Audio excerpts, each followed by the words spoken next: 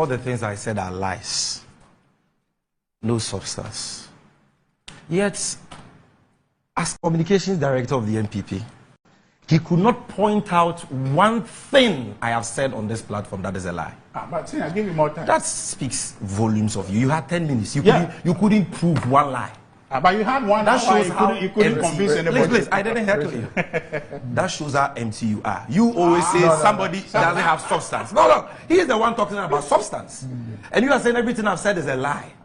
Man of substance, show me one lie I've told. You were given 10 minutes. Give me your 10 minutes and I'll say. I told you Bawumia is a liar.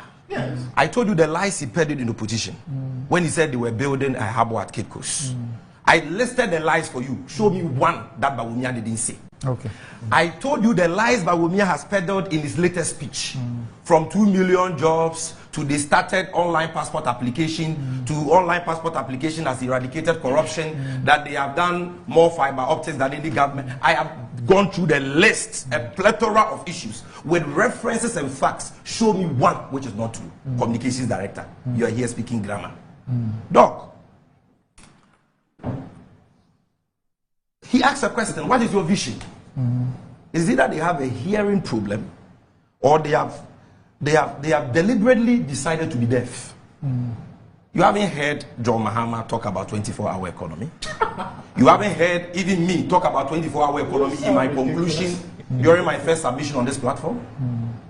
You haven't heard John Mahama say that under him he will reform the Bank of Ghana and rejuvenate the almost collapsed banking and financial sector, and that he will give opportunity to experienced banking hands who were laid off to secure their careers once more and move from their menial jobs, the menial jobs they were forced into.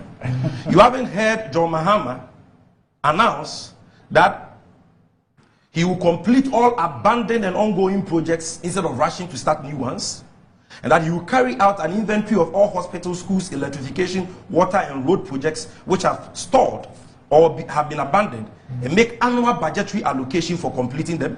You haven't heard President Mahama speak about the fact that his next government will establish a governance advisory council to help improve political governance, curb corruption, and ensure respect for human rights, and that this council will have representatives from civil society, religious bodies, traditional leaders, the media, and so on. You haven't heard President Mahama speak about the fact that his next government will abolish ex gratia, a promise that Bawumia is doing copycats, trying to play catch-up, copy, no originality. You haven't heard, you don't know that President Mahama originated the idea, he owns it, and Bawumia cannot steal it. You don't know that President Mahama spoke of completing the constitution review process that we started long before your copy vice president, who is playing catch-up, decided to steal it. You don't know, and you are asking me to educate you on John Mahama's vision.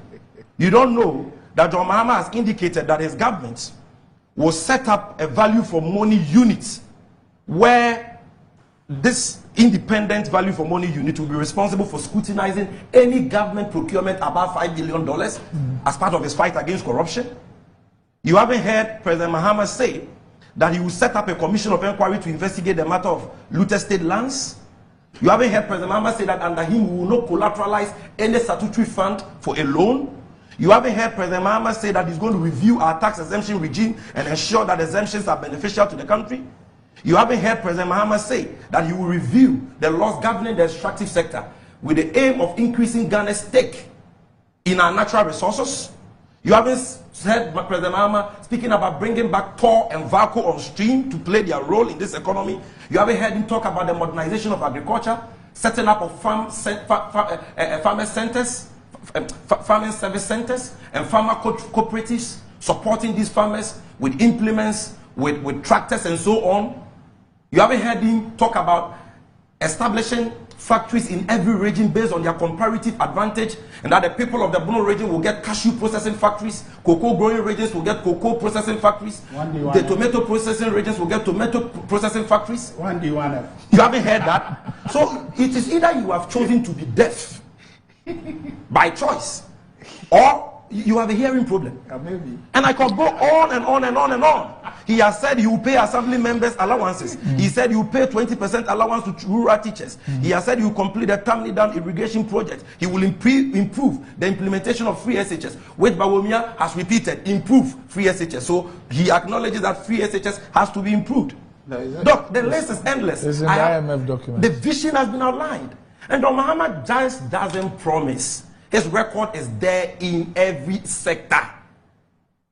Tangible, visible. His economic record is there, unassailable. Bawumia comes nowhere close. I have told you, show me one economic matrix Dr. Muhammad bequeathed to you which is better today than it was. One. Okay, let me show it to you. Now, Doc, Richard, who claims to be truthful, now says that we should, even before I get it, says we should discuss Bawumia's vision. Who has time to discuss Bawumia's vision? Before we discuss his vision, you should move us from taxation to production and arrest the dollar and bring it to 4 cities. Then we can take him serious and discuss his vision. All the things you said, you are flattered to deceive on all of them. You have scammed us on all the things you said. You want us to discuss what vision? What vision? These latest scams. All right. And lastly, if I don't say this, Dr. Manebwama will not forgive me. Lastly, Doc, let's talk about digitalization. Let's get, I just want to make 3 points here, quickly within 2 minutes. Doc, number 1, digitalization is a means to an end. It is not an end in itself. So you can pontificate about, I've done e-pharmacy, I've done e-health, I've done e-wachi, I have done e-yokugari. That will not put food on the table of Ghanaians. That will not put money in their pockets. Digitalization is intended to make life easy for people, to bring government services to people, to make government service delivery efficient, to make it seamless. It is a means to an end. It's not an end in itself. So, for example, if you have mobile money interoperability, but you don't have a job, your Momo account will be 0. That is not money on your Momo. You understand? So let's get that clear. I hope you are not downplaying the importance. No. We are not downplaying, but let's give it its role. It is important, but when somebody has collapsed the economy and you're hungry and you don't have a job and he tells you, I've done e-wache, e-pharmacy, the person is a joker. Because that is only a means to an end, a means to access a certain service.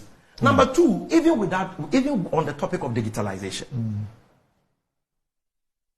Dr. Bawumia and the MPP come nowhere close to John Mahama.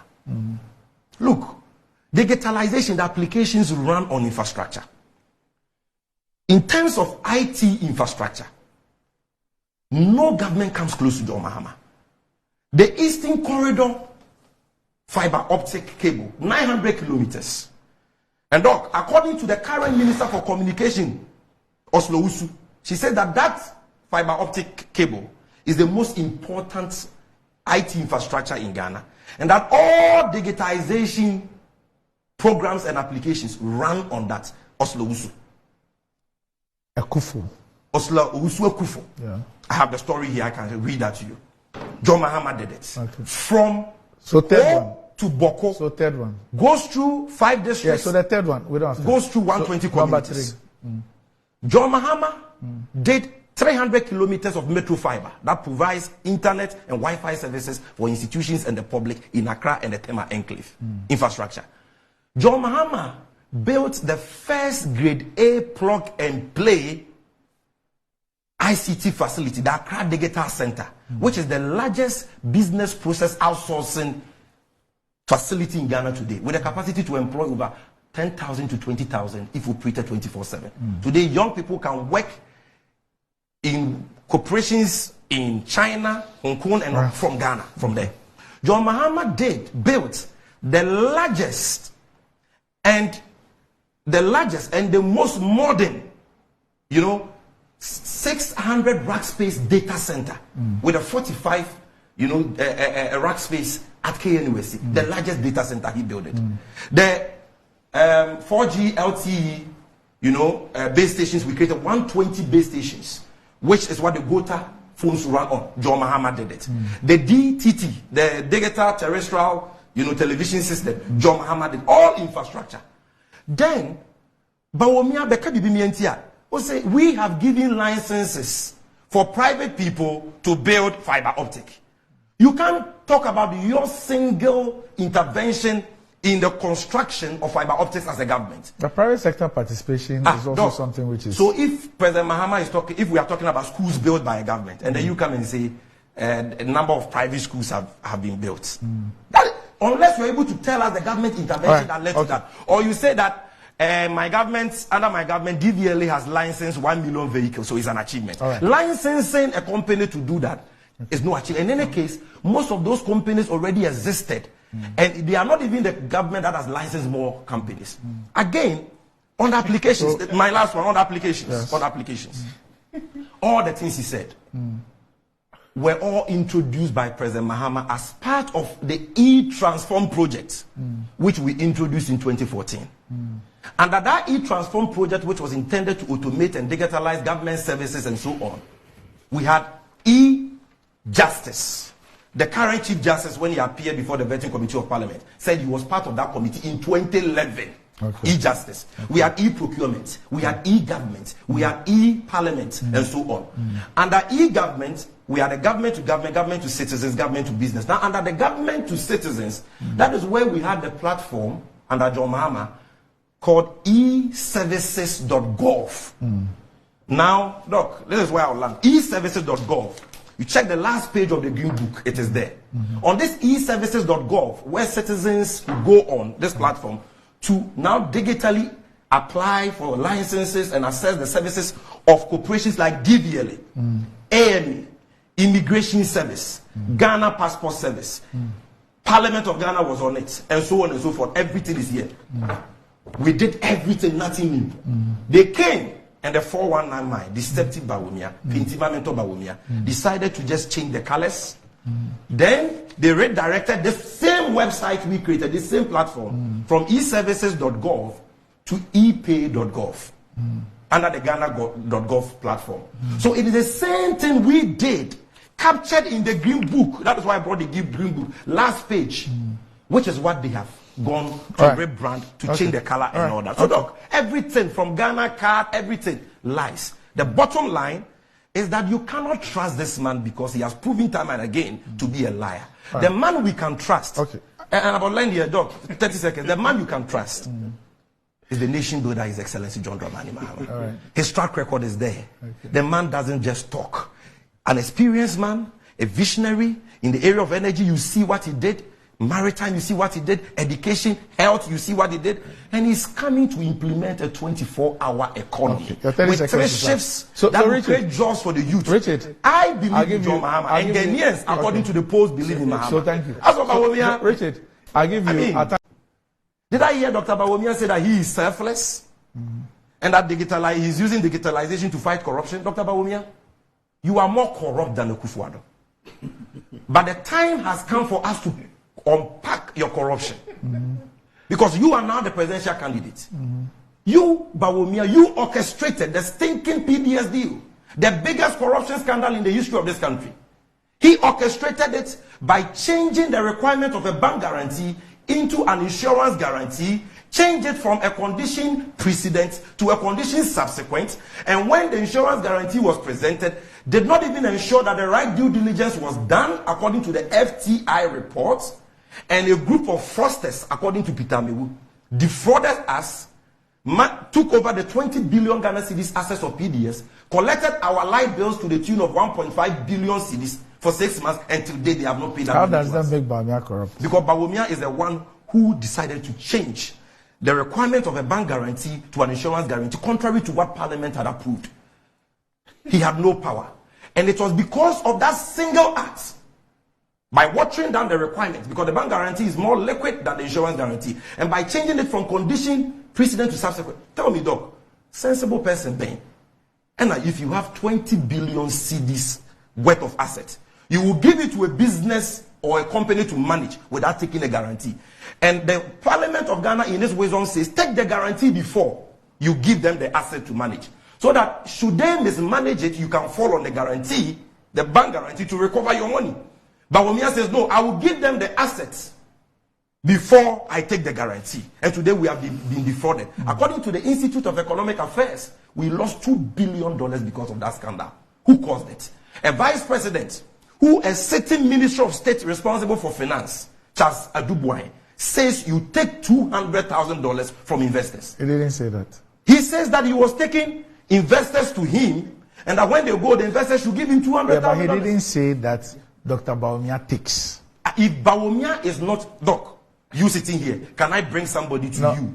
Can I bring somebody to you and tell the person, come and give Dr. Randiabi $100,000? I will not say that because I know you won't take it. The reason why there are people who have defrauded people using my name. No, but this is a case Charles Adubuaye never said that give me the money and let me go and give it to Dr. Randiabi or Bawumia. Yes. He said, let's go so that you give the money to him. But no, meaning that he knows that Bawumia will take the money. Sammy, it does not. I give you another example, Doc. Sammy, but on that one, it is no evidence that Doc, Dr. Bawumia takes $250,000 from investors. It's not.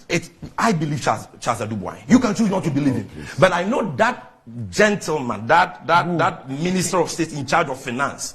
If he doesn't know that Bawumia is in the habit of taking bribes, he will not have the courage. Imagine somebody say, let's go to J.J. Rawlings. People do that. He didn't take the money. He said, let's go and give him the money. Doc, why is Dr. Bawumia's office administrator being prosecuted by the special prosecutor today?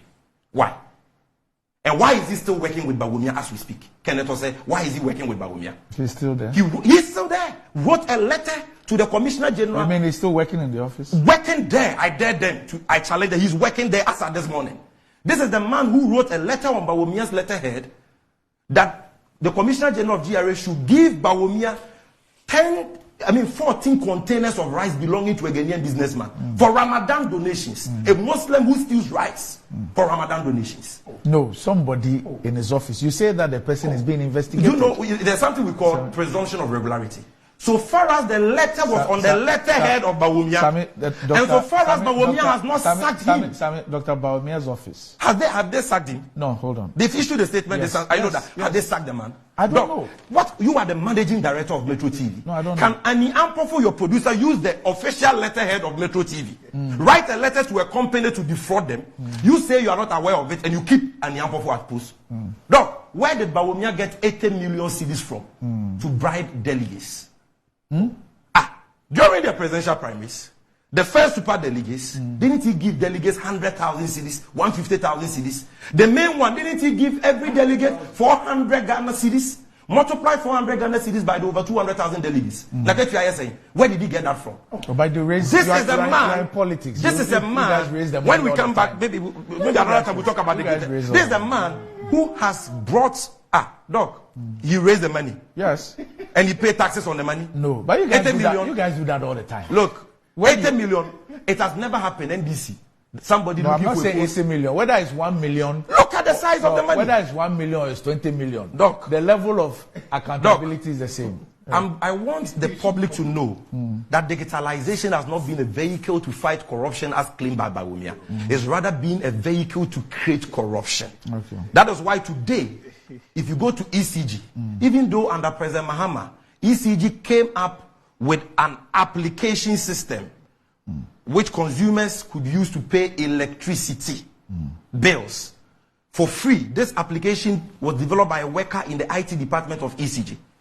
Bawumia came in, decided to procure the services of a company called Haptel on sole sourcing basis.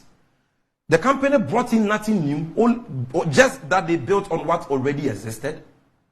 And today, that company which is fronting for Bawumia at Haptel, at ECG, called Haptel, that Bawumia introduced and gave it to the company. This is the company which will handle your tariff collection system on this application. Do you know that today they are paid 4% for every electricity tariff you pay? For an application that already existed. Assuming without admitting that the application is even new, what is a sensible thing to do? Just buy it, get the proprietary rights, and that is it. But Bawumia says you won't buy it. Every electricity tariff you pay, every payment to ECG that goes on the platform, the company gets 4%, and that is what he's using to finance his campaign. Right. And lastly, if I don't say this, Dr. Mandebwama will not forgive me. Lastly, Doc.